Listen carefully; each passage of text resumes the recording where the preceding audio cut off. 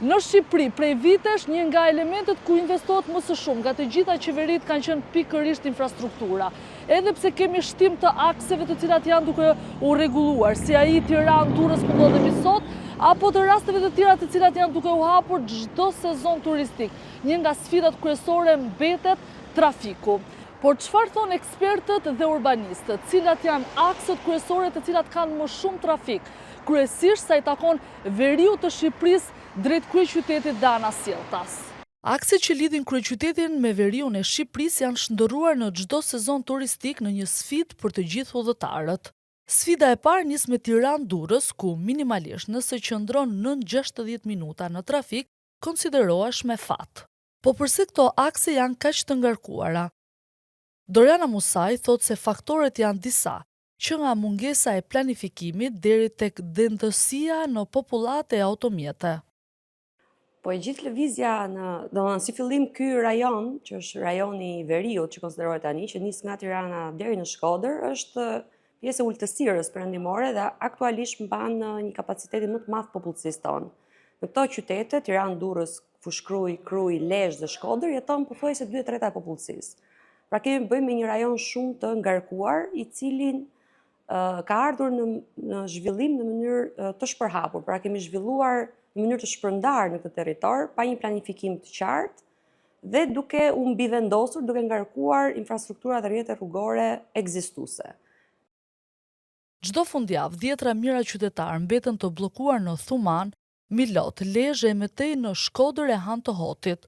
Rrugët që duhet të ishin ur zhvillimi janë kthyer në barriera që frenojnë ekonominë, të ngrenë nervat dhe shkatrojnë qetësinë.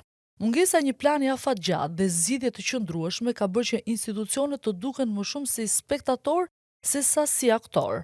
E në vend që të shihen zgjidhje përfundimtare, vijojmë të improvizojmë çdo nisje të sezonit. Po t'i shohim me kujdes të gjitha rrjetet infrastrukturore që janë bërë vitet e fundit, janë parë pavarësisht se janë pjesë e një rrjeti integral të gjithë rajonit dhe të gjithë vendit, duhen parë si të tilla dhe zgjidhjet që jepen duhen parashikuar nëse ndërhyjmë në një nyje, që është nyja e Fushkrujës, ajo normalisht do ta ngarkojë segmentin. Nëse zgjerojmë segmentin, atëherë do ngarkohet nyja, duke u parë të shkëputura këto element të trupit të rrugës, jo si një sistem i integruar që ku do shkarkojnë dhe si do lëvizin, pra pa bërë ato që quhen eksperimentet apo simulimet e trafikut, normalisht do kthehemi në gjendjen që lirojmë një nyje, bllokojmë një segment. Zgjerojmë një segment, bllokojmë një nyje, gjë e cila në fakt ka vazhduar jo vetëm veri, por kudo, sa herë që kemi zgjerime të rrugëve, kemi bllokime të nyjeve dhe të kryqëzimeve.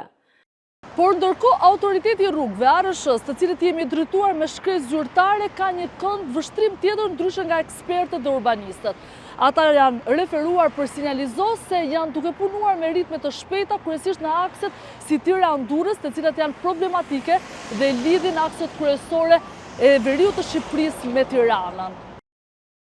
Autoriteti rrugor thot për sinjalizos se është duke punuar me të gjitha kapacitetet për të qenë gati për nisjen e sezonit turistik. ARSH në zbatim të urdhrit të kryeministrit dhe planit të masave për sezonin veror, nga ana e kontraktorëve të mirëmbajtjes po punohet për kryerje punimesh rehabilituese para fillimit të sezonit.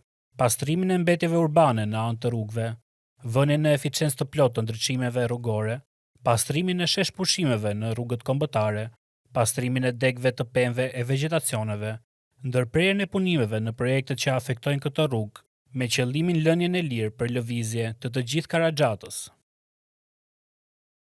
Por urbanistja Musaj thot se Shqipëria më shumë përpiqet të korrigjojë sesa të projektojë në mënyrë afatgjatë dhe në përputhshmëri me zhvillimin e vendit.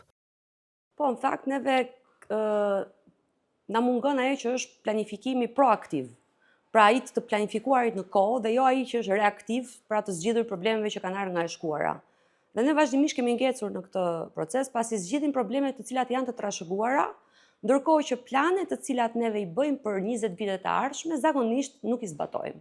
Ajo që ka ndodhur është shumë e vërtet pasi kemi miratuar për shembull plane të përgjithshme vendore të qyteteve dhe kemi tejkaluar planet. Kemi parashikuar për shembull në Tiranë objekte jo më të larta se 9 kate dhe kudo shohim objekte që kanë kaluar këtë. Çfarë është kjo? Vetëm rritje e kapacitetit mbajtës të një zone të caktuar përtej planifikimit. Pra dhe dokumentat që janë bërë tashmë janë jashtë funksioni. Dhe dokumenti parashikon të gjitha kapacitetet mbajtës dhe lëvizshmërinë, që është infrastruktura inxhinierike e një qyteti. Nëse Shqipëria do zhvillim, duhet të ndërtojë rrugë, të vërteta, të planifikuara dhe të përfunduara. Sepse një vend që zhvillon turizëm pa rrugë, qytete pa terminale dhe ndërtime pa infrastrukturë, rrezikon të prodhojë më shumë trafik se mirëqenie. Turizmi është sektori i cili është shpallur nga qeveria shqiptare si një nga elementet kryesor ku do të fokusohet dhe orientohet e gjithë ekonomia shqiptare, por që të shkojmë drejt një sezoni turistik të rëndësishëm, një nga elementet të cilët do ta përbëj suksesin apo jo është pikërisht infrastruktura. Qytetarët shqiptarë në këtë sezon, të cilët do të zgjedhin të kalojnë kohën e tyre në plazhet e veriut apo të vizitojnë vende nga Tirana apo vendet e tjera drejt veriut të Shqipërisë, do të kenë një sfidë të cilët nuk do të jetë e vogël. Kalimi nëpër akset me trafik që lidh Tiranën me veriun e Shqipërisë.